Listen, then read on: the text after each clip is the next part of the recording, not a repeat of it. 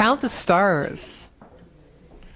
Oh, look, I came out without my glasses. Isn't that interesting? Oh, well. There's always some reason why I never look at my talk, and today it's my glasses. It's not like I don't have enough to say, right?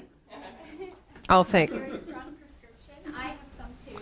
Let me see. I can see, but the most important question is, how does it look? Are they okay? Okay, good. I'll wear them. Where were they, Ellen? All right.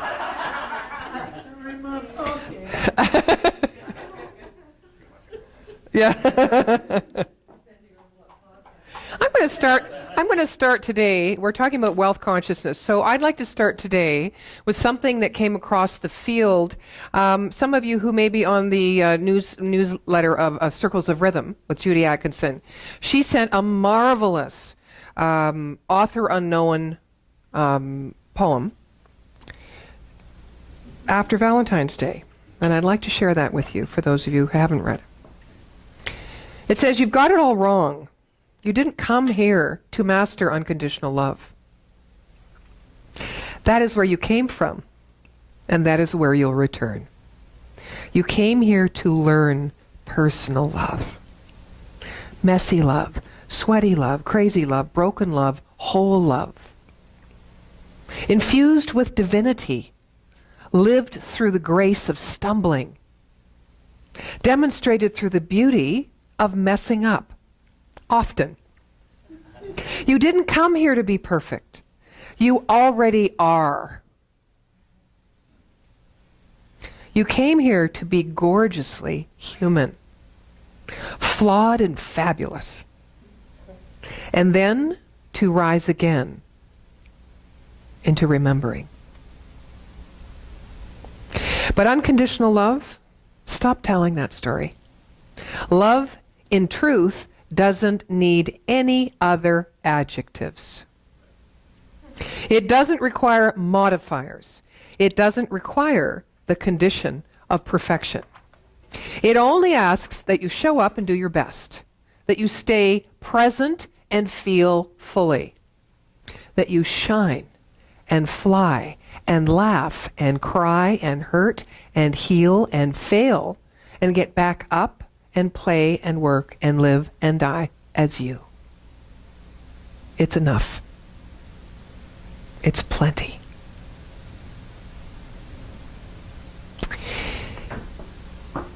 Wow.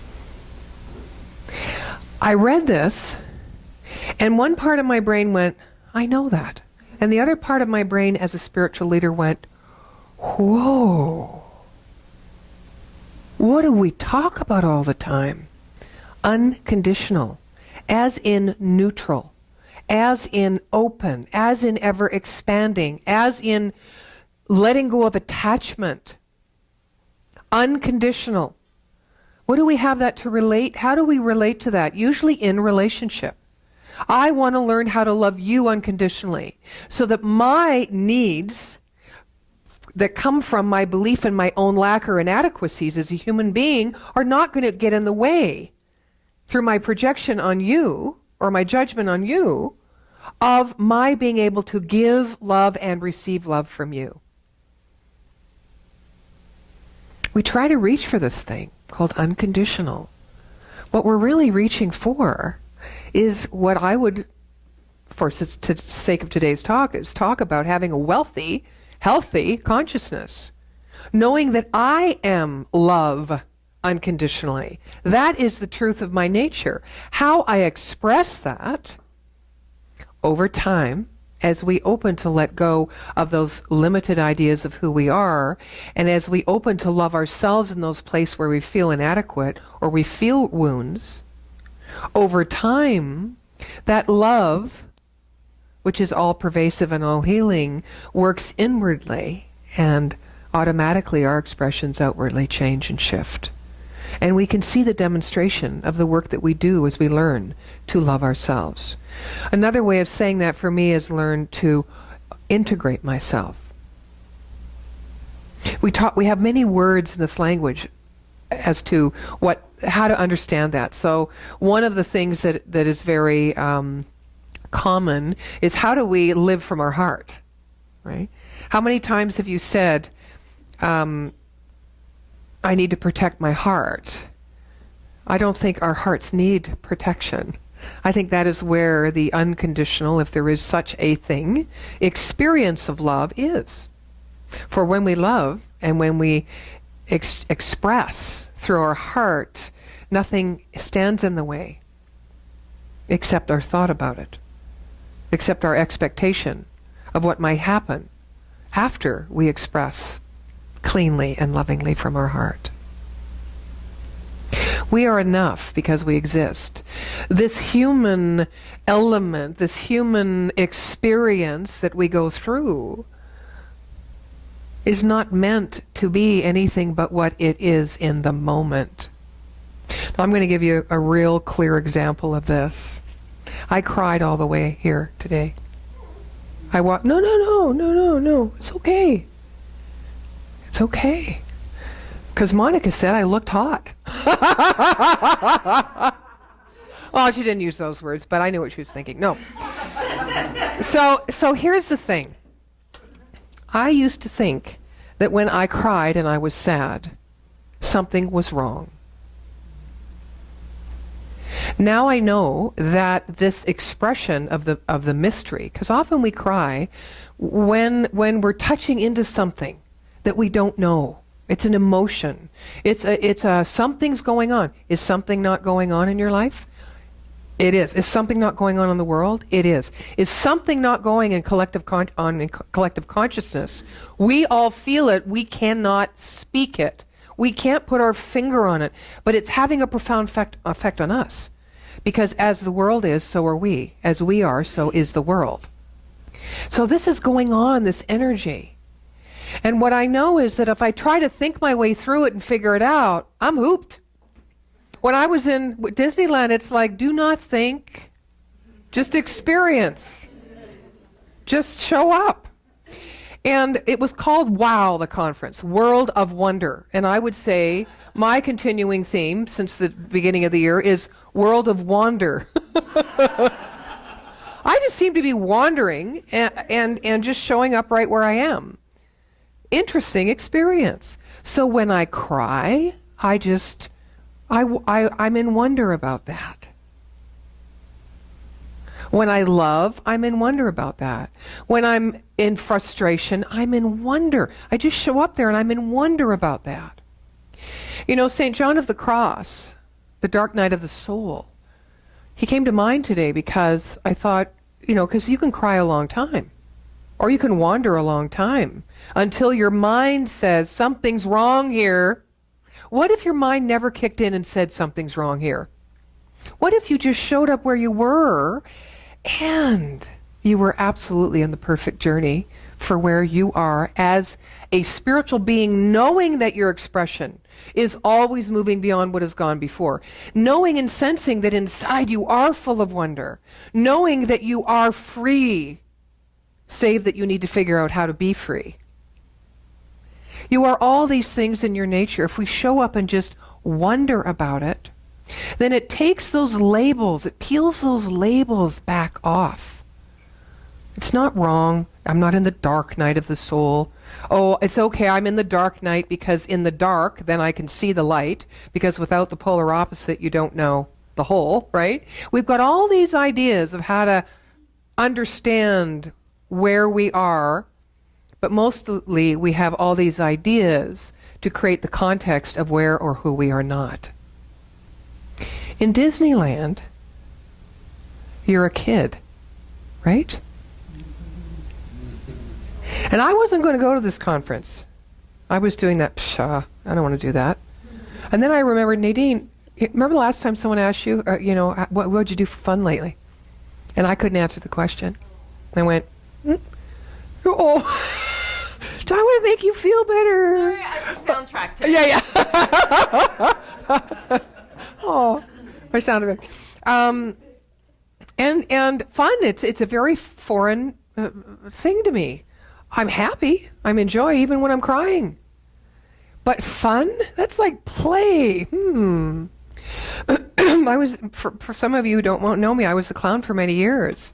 And I had joy playing in play to help others laugh. But it wasn't really it wasn't fun. It was enjoyable, but fun, I don't really know what that means. Is that strange? No. Thank you. It's not. Okay. So the world of wonder. I think magic happens in the mystery. I think that in order to have this wealthy consciousness or a consciousness of wealth, that we need to position ourselves wholly in the present. And part of what that takes is focus. Not distraction. And believe me, in Disneyland, you can get really distracted, right? So it was really a test for me to be focused and just be with myself. A wealthy consciousness needs the ability to know that everything, first of all, is one thing. I think the reason that sometimes we get distracted, or the grass is greener, or maybe I'm inspired by this person, so I'm watching this person, even though it's my experience in the present, watching this person and observing and taking in information and giving out information. I'm not really present with how I feel about it because I'm focused over here. And so in Disneyland, it's like that because there's, a splash of color or sound over here or sparkles over here or large things, lots of dancing and animation. It's a world that takes you out of this, your structure, your pattern, right? And allows you just to have a lighter step, and you're in curiosity and you're discovering. I think that's a part of what sometimes we do not feel that we get if we focus on something. When I focus, I'm not always having fun. Why not? That doesn't come because the fact that I may lack fun is not coming to me in an experience because I am focusing. It's coming to me in the experience because I don't match focus and fun intellectually. Those two sound like opposites to me. Because the times I've experienced fun, I'm certainly not focusing. Once they get in some trouble, you'll have a lot of fun. And what is trouble? It's just really release from what we believe we should be doing or how we should be being. Right? Not thinking about it. That's right. So focus is important, however, if you come from that place of the principle of unity. So I can be in joy when I'm crying on the way to church. Because I'm releasing. And as I'm releasing, and as I'm feeling, that is something to be blessed, to feel blessed by. Right? It's all how we look at things. It is all how we look at things. Now the first thing that happened to us as a group in the general session on Monday morning was Bishop Yvette Flunder from the Pentecostal Church came to speak to us. She was brought by Dr. Ken Gordon, our spiritual leader, and Reverend David Alexander, who is the head of the Strategic Alliance Committee for Centers for Spiritual Living. And a little mite of a thing, powerful, funny, irreverent. The reason she came to speak to us was because she wanted to talk about the world of wonder, of what can be when we take seeming opposites. So I shift back to me meeting and sitting beside the fellow from the Episcopalian Church at the end, right? Here we have fundamental church and fundamental philosophy, and here we have Centers for New Thought. What we're doing as an organization is reaching out and creating strategic alliances all over the world. We're saying enough with the differences. Just enough. If we are truly one and we teach and we come from the principle of unity, we need to collaborate and align ourselves with that idea or vision, I'll say vision, that is greater than any one idea that gives us our own identity or keeps us separate. Standing ovation. It was the best, for me, the best piece of the whole conference. They signed a partnership for strategic alliance. And it was put out on Facebook and whatever. And she is the one who heads up the fellowship for Affirming Ministries. And it's only one of the people that our leaders in our organization have been traveling to meet and to do conferences with. Which is, it's just so expanding, isn't it? So she spoke about wonder. She spoke about the call to action. To set aside those places in our organization where we hold on to being different. One of the things about Centers for Spiritual Living, which used to be Religious Science International, which took 25 years to figure out at every conference how they could change their names so that people wouldn't be resistant to it. Why are people resistant to it? Why do people push against it? It's because we are doing the same on the other side. We are pulling away from it in specialness, in rightness. We say we're not the truth, that there's only one truth, and there are many different paths, and we honor the divine in everyone and everyone's path. Do we? Do we really understand what inclusivity is? We now have a diversity commission. Okay, this is great progress, but the word diversity in my mind is like, okay, Nadene, do not resist it. Pull it in, open it up. If you can walk in this world of wonder and allow yourself to move beyond those places in yourself that are resisting the greater truth of who you are in this moment, not in God, because you are God. It's all one thing. But as your perception of who you are not in that moment, as God expressing, if you can just be present and observe, am I going closer? Am I pulling away? How does that feel? What would I like to choose, or what would I like to do about this? Would I like to do anything? If I do anything or nothing, I am still God expressing. So we need to move our minds around and open to all those, and it's not easy. I could feel the tension between Pete and I. Of course, it was all coming from Pete. Of course. I mean, we're an all-inclusive teaching, don't you know? I'm open at the top, absolutely. I'm thinking, I wonder if there's another, there was at one point I wonder if there's another empty seat on the plane. Because I thought, does he have a Bible? You know, it's our thought, you're like, where's the Bible? I mean, we teach from the Bible too. But it's just these thoughts that we hold on to. Well, what a great way to open the conference. On Wednesday, we all got a park pass. Nice sound effects. And we were to go, we needed, most people in my little group that I wanted to take out really wanted to get off-site because we were in the Coronado Resort. Gorgeous. Big lagoon, beaches, hammocks in the trees. We could see the fireworks sometimes at night. And it was a beautiful resort.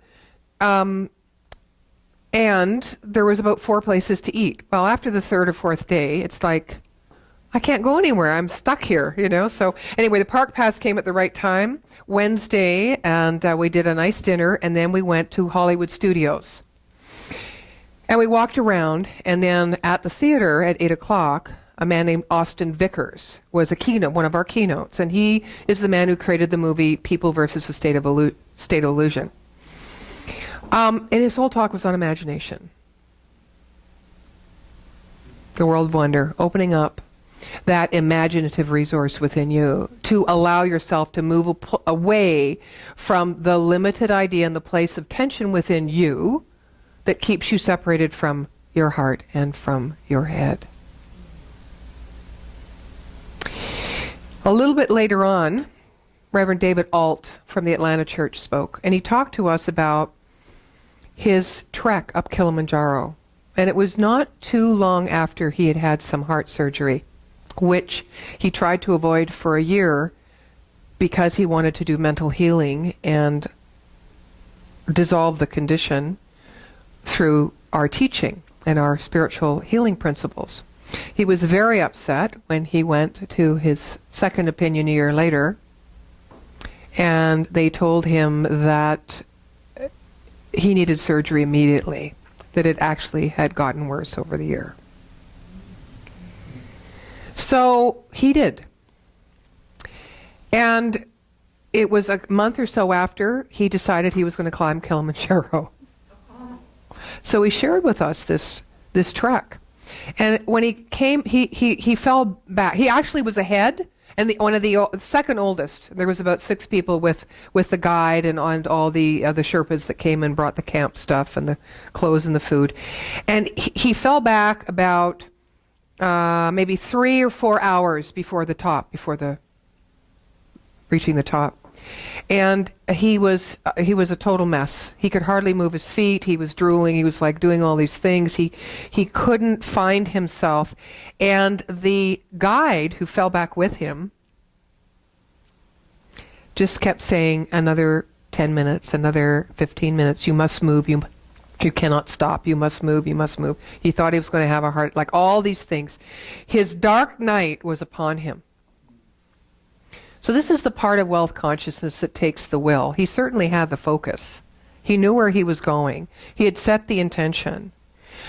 But the will to keep focused, not to make the end happen, but just to keep focused. What on the end result? I would say no. I would say focused right where you are, knowing the truth of who you are. Because if you don't, you won't get to that goal. You will take a side. You'll go over there somewhere. So anyway, he finally said he was on his knees. He was praying. And the man was ahead and said, just 45 minutes. You just need to get to this place here where this sign is. I'm sorry, I can't remember because names were not important to me. Anyway, he saw a herald, that's the name of his guide, like this. And there was a picture on the screen of Harold like this. And he remembered rising thinking, oh my God, I've even drawn to myself such a spiritual guide. You know, God's here, I could feel God, you know. So he goes up to Harold and he said, why? Because Harold walked this way the whole way. Why do you walk with your hands in prayer? Is that your spiritual practice? And he looked at David Alt and he said, no, it just helps me keep balance.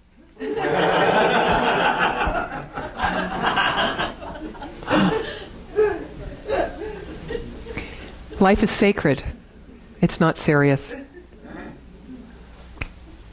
Whatever we need to think, we will think. But a story like that really helped ground in me that sense of physical, mental, emotional, spiritual, integrative capacity one has.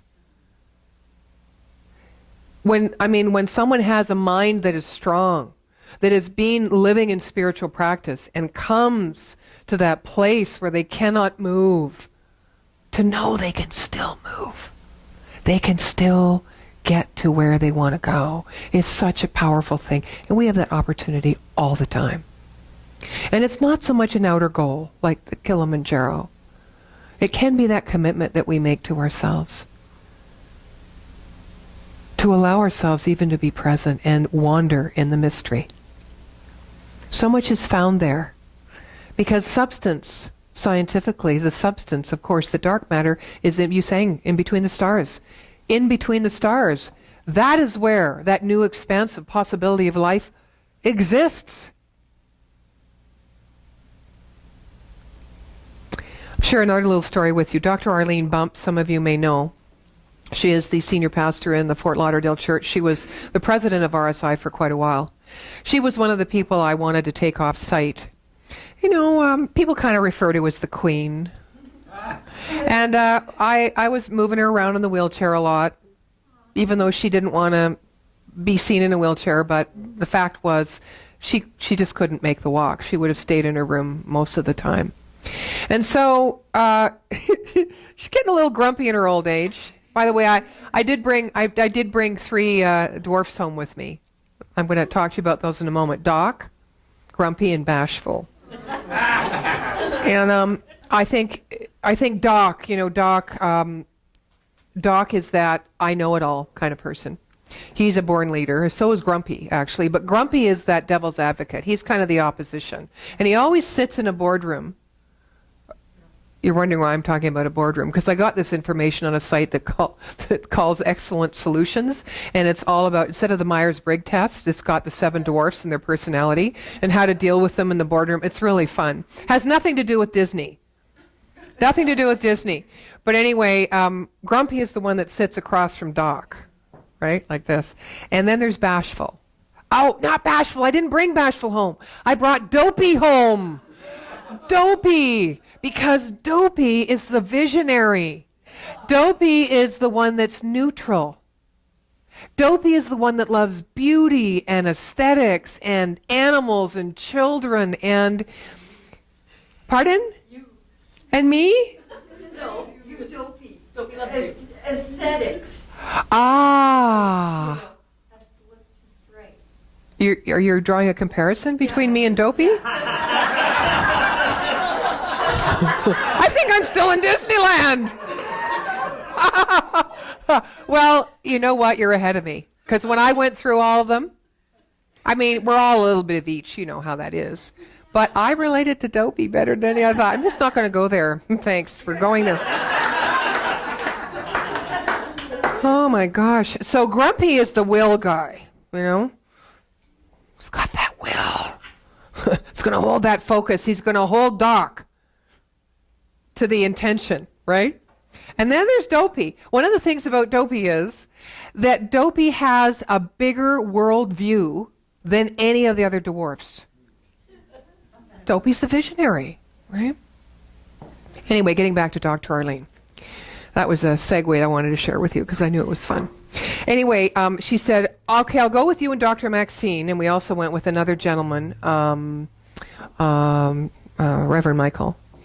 As long as you and Dr. Maxine do not sing. And I went, gee, she's getting grumpy in her old age, right? Because Maxine and I always like to sing Broadway songs, and we're quite spontaneous, you know? We kind of, you know, if we hear something, then both of us, it's like right away think of it, we start singing in harmony, and Dr. Arlene didn't want any of that. Well, you don't tell me that. So I'm like, Doctor, anyway, I'm pushing the chair like this. Anyway, so here's the thing. This is about focus.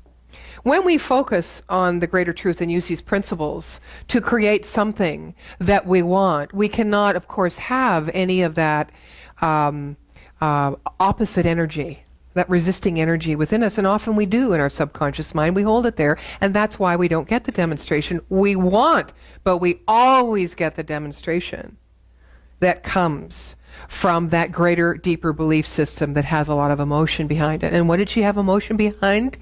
Do not sing near me. So guess what? It has nothing to do with Dr. Maxine and I. We did our dinner. We remembered. We kind of burst into song and we pulled back. But we did our dinner. And then we got into the cab. And the cab driver starts, night and day, you are the one. And Arlene's like,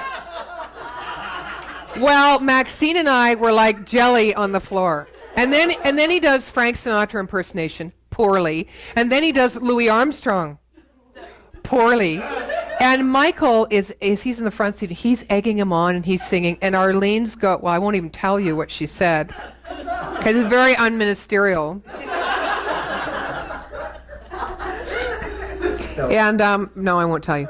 And then so anyway, so that happens, and then all of a sudden, and we're plus the wheelchair is in the back trunk, and he couldn't secure the trunk. So every time we stopped, and Dr. Arlene gets motion sickness, so it's like this stop, and the trunk goes whop like this, and it was just one of these comedy of errors.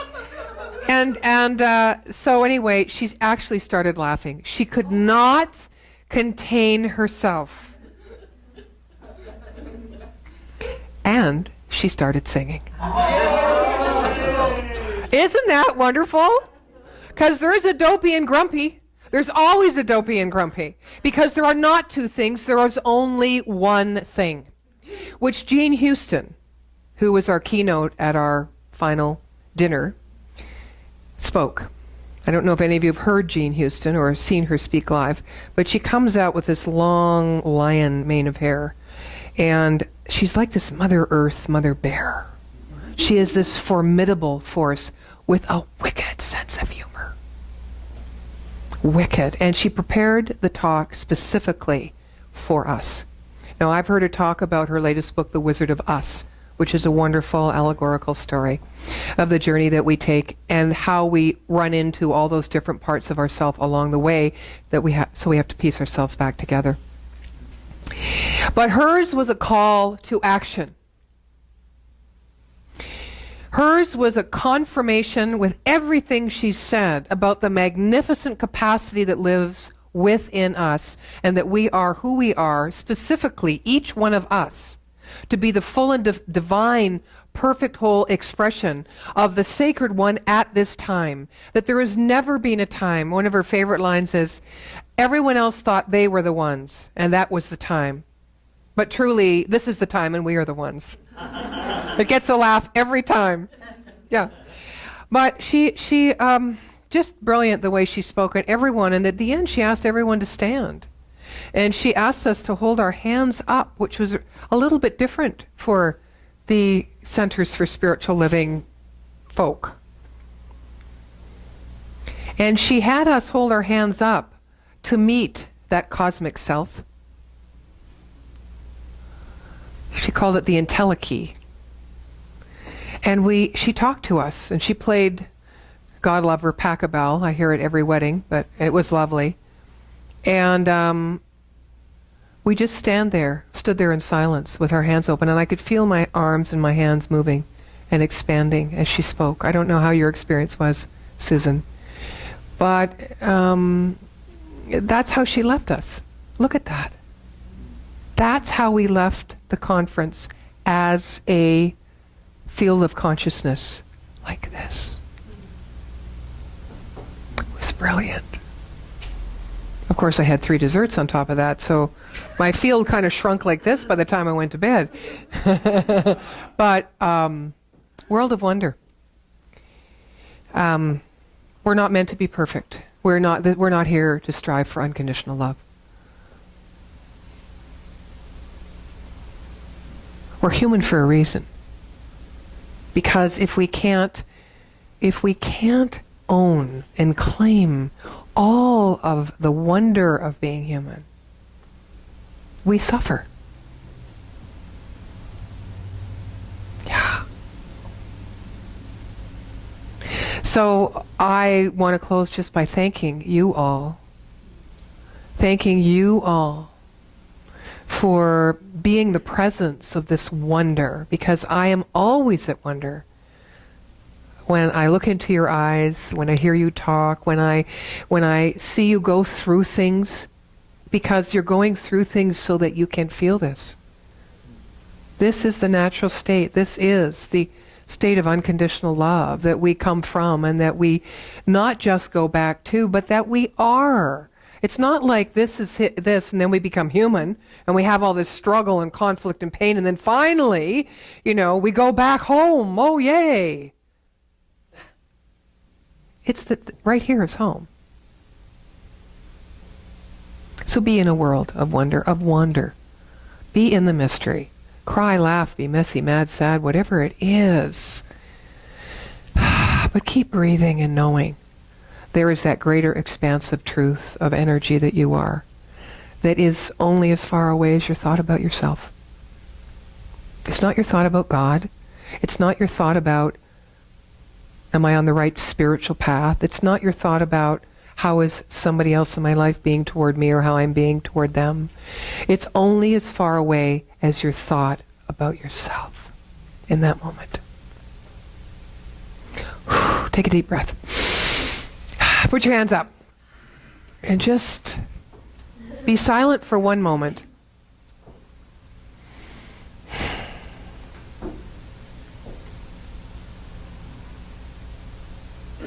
As each one is present here now, fully, wholly, aware, awake, and accepting of the sacredness of all life, in, as, and through, this individualized expression, this unique aspect of this infinite God, we just say yes and we breathe. We say yes and we breathe. We observe.